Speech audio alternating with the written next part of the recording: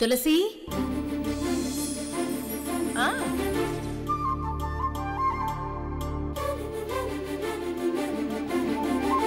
నువ్వు జుట్టు కూడా చెరపకుండా పెదాల మీదున్న లిప్స్టిక్ కూడా కరగకుండా కట్టిన చీర అస్సలు నలిగిపోకుండా అలా వెళ్ళి డోర్ ఓపెన్ చేస్తే మన మధ్య ఏమీ జరగలేదని చెప్పకనే చెప్పినట్టు అవుతుంది. ఎల్ఎల్బి చదివావు, ఈ మాత్రం కూడా తెలియదా? చీర నలుపుకో, నేను జుట్టు కాస్త డిస్టర్బ్ చేస్తాను.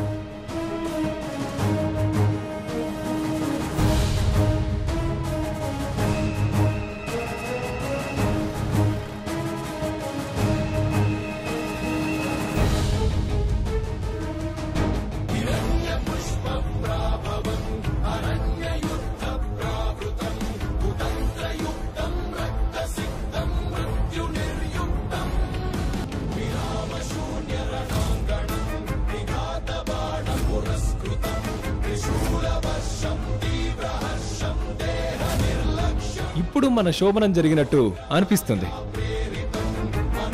ఏంటి అలా చూస్తున్నావు?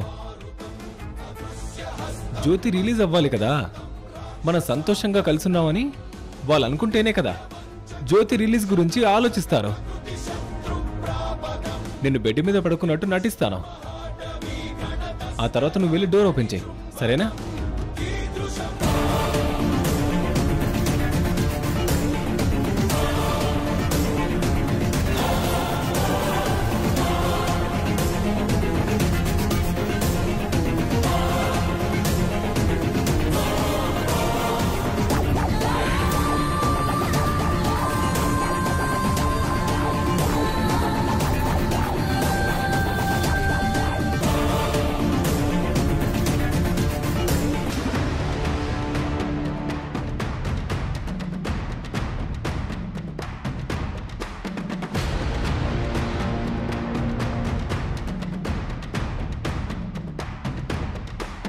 లక్ష్మమ్మ, మీకు కాఫీ, బాబుకి బూస్ట్ కలిపి తీసుకొచ్చాను, తీసుకొని తాగండి.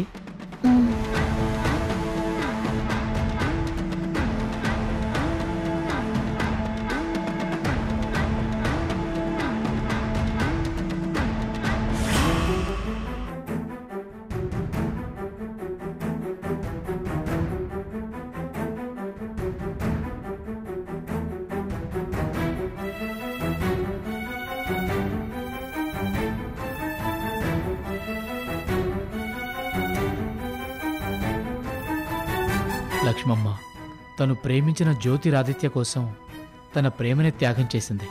ఇప్పుడు జ్యోతిరాదిత్య క్షేమంగా తిరిగి రావడం కోసం పూర్తిగా నీ జీవితాన్నే సంజయ్ బాబుకు అర్పించేశావు. నందిని మేడం ఏదైతే జరగాలని కోరుకుందో అదే జరిగిపోయింది. లక్ష్మమ్మ, మరో జన్మలో అయినా నువ్వు కోరుకునే జీవితం నీకు దక్కాలమ్మా.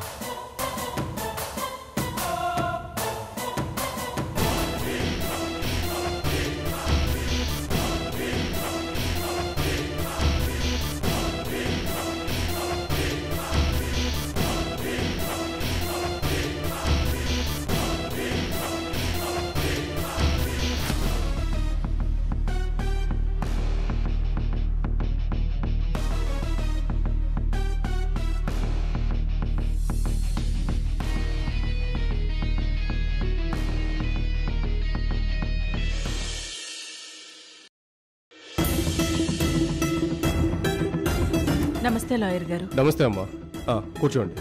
Thank you sir. ఎఫ్ఐఆర్ కాపీతో పాటు మా అబ్బాయి జ్యోతిరాదిత్య మీద ఏ ఏ కేసులు పెట్టారో అన్ని వివరాలు ఇందులో ఉన్నాయి. ఒకసారి చూడండి లాయర్ గారు. అలాగేనమ్మా.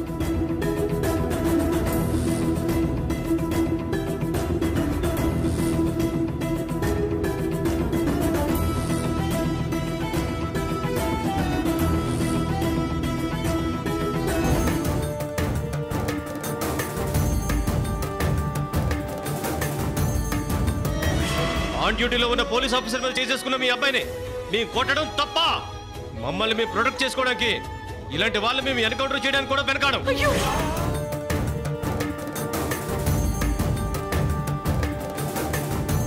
ఏ సంఘటనలు అయితే జరిగాయో అవన్నీ పూర్తిగా మెన్షన్ చేస్తూ మీ అబ్బాయి మీద వాళ్ళు చాలా స్ట్రాంగ్గా కేసులు రిజిస్టర్ చేశారు. అవును లాయర్ గారు, మా అబ్బాయి గొడవ చేయడం తప్పే. కానీ వాడలా ప్రవర్తించడానికి అక్కడున్న నందిని గోవర్ధన్లే కారణం. మా జ్యోతి అంటేనే వాళ్ళకి అస్సలు పడదు. అందుకే వాళ్ళు కావాలని మా అబ్బాయిని రెచ్చగొట్టారు. వాడి మీద కేసులు పెట్టడానికే కుట్ర చేశారు. మా అబ్బాయి జ్యోతిరాదిత్య లక్ష్మి ప్రాణంగా ప్రేమించుకున్నారు. నా మీద పగతోనూ ప్రతీకారంతోనూ ఆ నందిని గోవర్ధన్లు మా జ్యోతి ప్రేమని బలి తీసుకున్నారు. లక్ష్మిని బలవంతంగా ఒప్పించి సంజయ్కిచ్చి పెళ్లి జరిపించారు. నా బిడ్డ ఆ బాధను తట్టుకోలేకే లక్ష్మి కోసం వెళ్ళాడు. అర్థమవుతుంది తులసమ్మ.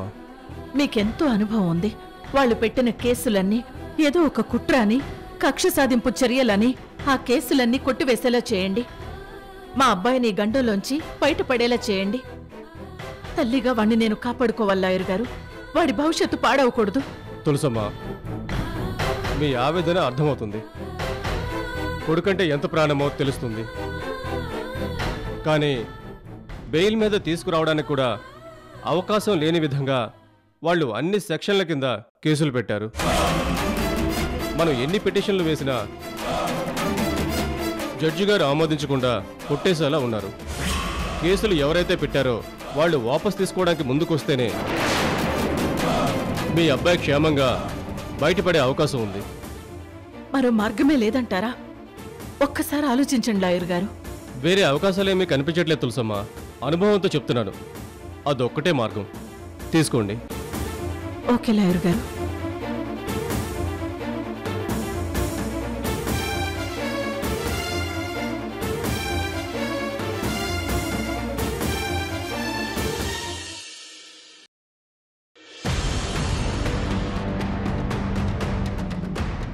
ఝాన్సీకి మళ్ళీ ఏమైందండి?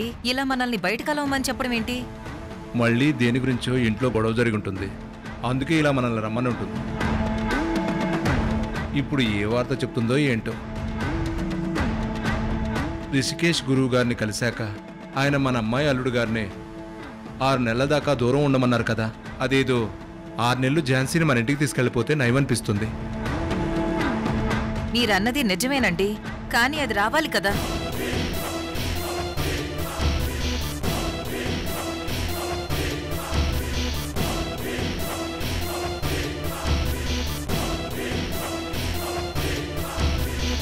బావున్నావమ్మా? ఏంటమ్మా, ఏదో ముఖ్యమైన విషయం మాట్లాడాలన్నావు? మళ్ళీ నువ్వేం టెన్షన్ పెడతావునని భయంగా ఉంది.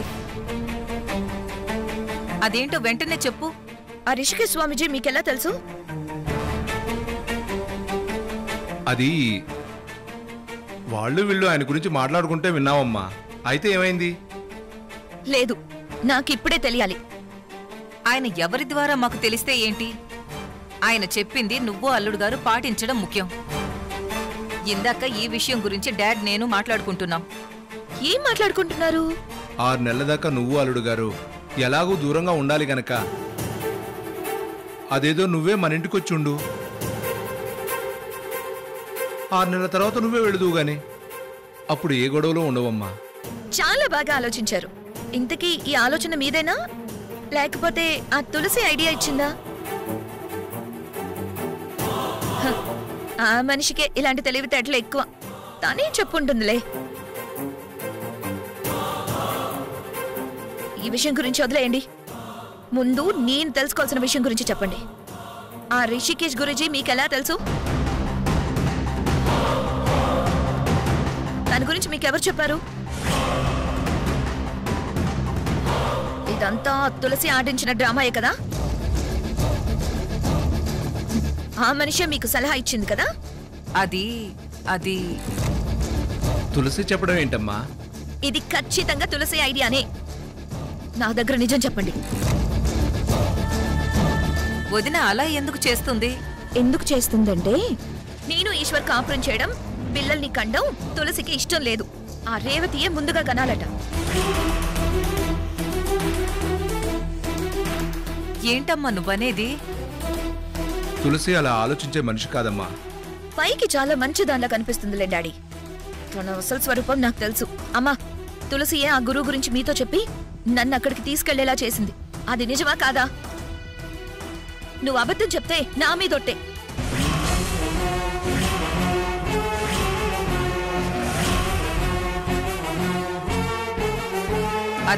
అది తులసే చెప్పింది. ఎస్, అనుకున్నా. నా అనుమానమే నిజమైంది. ఇప్పుడు మీకు అర్థమైందా? నువ్వు తల్లివైతే నీ ప్రాణాలకి ప్రమాదం అని చెప్పడంతో మేం కంగారు పడిపోయామే. మీరింకా ఎలాంటి టెన్షన్ తీసుకోకండి. ఆ ఫేక్ రిషికేష్ గురువు ఎక్కడుంటాడో వెతికి పట్టుకుని ఆ తులసి నాటకం బయట పెడతాను. ఉంటాను. అమ్మా, ఏయ్, ఝాన్సీ, ఝాన్సీ! సుమిత్ర, అమ్మాయి చెప్పేది నమ్మాలా, తులసిని నమ్మాలో ఏమీ అర్థం కావడం లేదు. అర్థం కాకపోవడానికి ఏముందండి? అమ్మాయి అబద్ధం చెప్పదు కదా. ఆ తులసి వదిన ఎందుకు అలా చేస్తుంది? వెంటనే ఫోన్ చేయండి, ఇప్పుడే మాట్లాడదాం. సుమిత్ర, తులసి గురించి తెలిసి మనం తొందరపడకూడదు. కొడుకు కాపురం సంతోషంగా ఉండాలని కోరుకునే తులసి అలా ఎందుకు విడదీయాలని చూస్తుంది? మన అమ్మాయి మీద తులసి కోపమే ఉంటే ఎందుకు కోడల్ని చేసుకుంటుంది? అమ్మాయి అనుమానం నిజమే అయినా చెల్లెమ్మ అలా చేయడానికి సరైన కారణం ఏదో ఉండే ఉంటుంది. అమ్మాయిలాగా మనం తొందరపడకూడదు. నువ్వు అన్నట్టు అడగాలనుకుంటే సమయం సందర్భం చూసి అడగాలి. అంతవరకు ఓపిక పడదాం. సరే.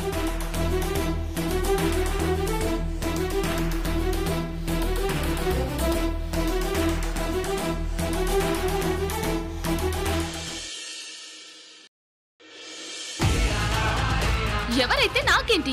I don't care. నా మీద పెత్తనం చెలాయించుకునే ఎవరైనా ఐ కాంట్ బేర్. ఎంత స్ట్రాంగ్ కౌంటర్ ఇవ్వాలో, ఎలాంటి ట్రీట్మెంట్ ఇవ్వాలో అది నేను ఇచ్చి పడేస్తాను. లైఫ్లో నన్ను డిస్టర్బ్ చేసినందుకు, నా ఈగో హర్ట్ చేసినందుకు ఆ క్యాటరింగ్ తులసినే నా ఇంటి పని మనిషిగా మార్చి సేవలు చేయించుకుంటున్నాను. నాకు ఎవరైనా ఎదురొస్తే వాళ్ళకి ఇలాంటి పరిస్థితే వస్తుంది. Mind it. ఇంకేం మాట్లాడకుండా నేను చెప్పినట్టు చెయ్యి.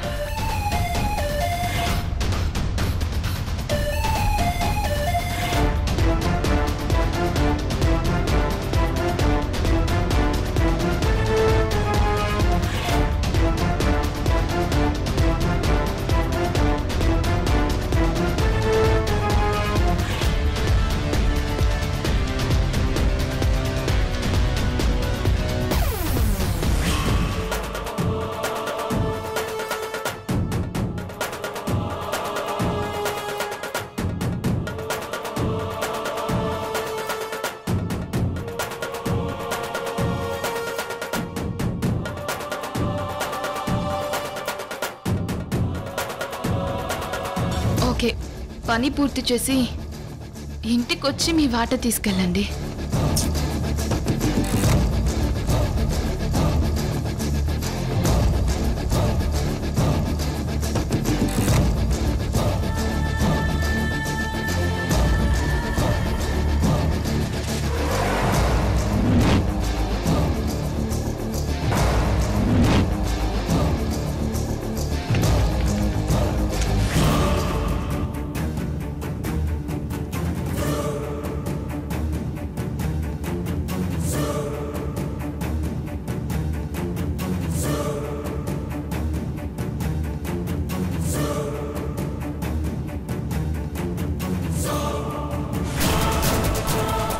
నందిని ఏంటి ఇలా పడిపోయింది?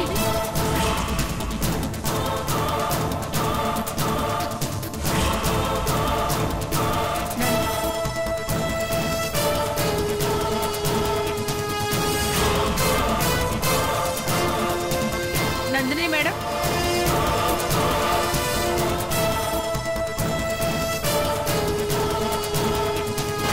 నందిని మేడం, ఇక్కడ పడుకున్నారేంటండి? ఇంటికెళ్ళి పడుకోవచ్చు కదా, లేవండి. మేడం, మేడం, అయ్యో ఏమైంది మేడంకి? అయ్యో అయ్యో మేడం, లేవండి. అయ్యో మేడం, బాబు కొంచెం హెల్ప్ చేయండి బాబు, రండి. ఏమైంది మేడం? మేడం కొంచెం పట్టుకోండి. అలాగే మేడం. హాస్పిటల్కి తీసుకెళ్ళాలి, రండి రండి.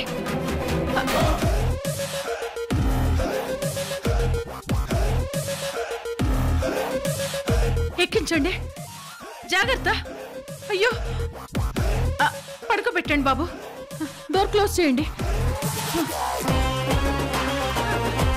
Thank you Babu, thank you.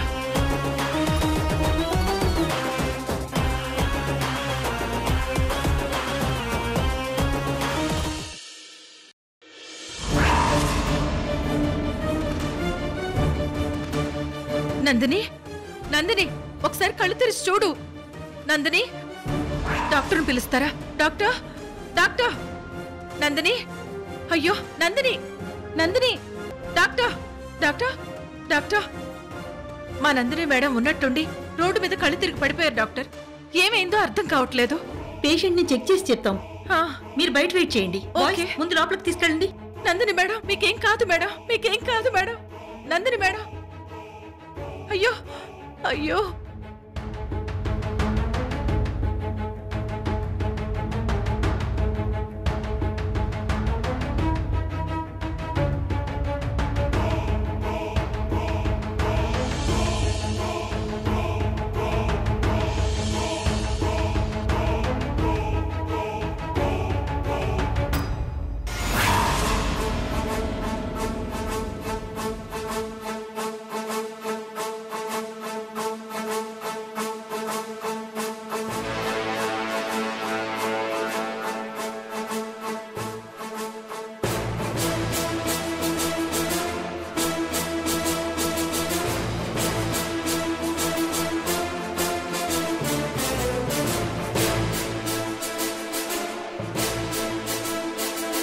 Doctor, నాకేమైంది? అది మీకేమైందండి? డాక్టర్, జరిగిందేంటో నేను చెప్తాను. మీరిచ్చిన ట్రీట్మెంట్ గురించి, చేయించిన టెస్టుల గురించి తర్వాత మీరు చెప్పండి.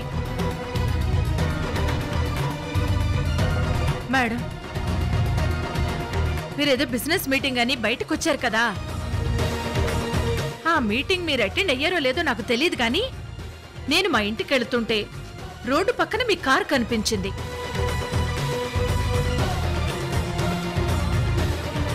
నందిని మేడం కారేంటి ఇక్కడ ఆగింది అని చూశాను. మీరు బానెట్ మీద తలవాల్చి పడుకునున్నారు. మన మేడం ఏంటి ఇక్కడ పడుకున్నారని లేపితే మీరు స్పృహ కోల్పోయి పడిపోయి ఉన్నారనే విషయం నాకు అప్పుడు అర్థమైంది మేడం. ఇంక చూడండి, నా కాళ్ళు చేతులు ఆడలేదు. మీకేమైందో ఏంటో అని ఉక్కిరి బిక్కిరి అయిపోయాను. అక్కడున్న వాళ్ల సాయంతోనే మిమ్మల్ని బండెక్కించి హాస్పిటల్లో అడ్మిట్ చేశాను. మీ టైం బాగుంది గనక కళ్ళు తెరిచి మమ్మల్ని చూడగలుగుతున్నారు. జరిగిందైతే ఇదే మేడం. నాకేం గుర్తు రావట్లేదు. నేను అలా ఇలా స్పృహ కోల్పోయి పడిపోయాను. నాకేం అర్థం కావట్లేదు. మీకు ట్రీట్మెంట్ ఇచ్చిన డాక్టర్గా మీరు అలా ఎందుకు పడిపోయారో మాకు తెలుసు. టెస్ట్ రిపోర్ట్స్ అన్నీ వచ్చాయి, అన్నీ చెక్ చేశాం. గిడ్డినెస్ వల్ల అలా జరుగుండొచ్చు. దానికి అన్ని టెస్టులు చేయాల్సిన అవసరం ఏంటి? బాడీలో ఎలాంటి లోపం వల్ల, ఎలాంటి డెఫిషియన్సీస్ వల్ల మీకు అలా జరిగిందో డయాగ్నోస్ చేయాలంటే అవసరాన్ని మించి టెస్టులు కూడా చేయాల్సిందే.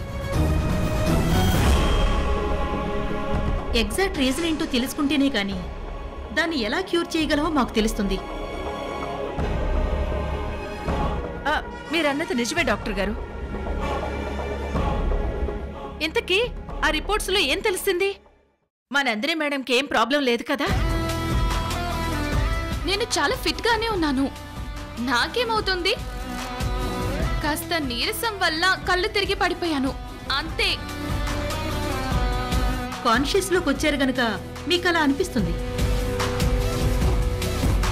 But you are in severe condition.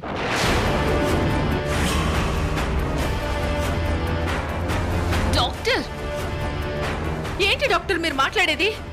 Severe condition ఏంటి? అవునండి. అయ్యో. నర్స్, తన రిపోర్ట్స్ ఇలా ఇవ్వు.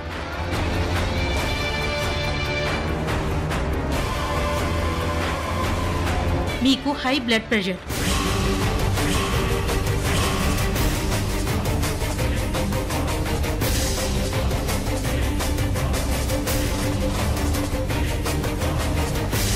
(200/110).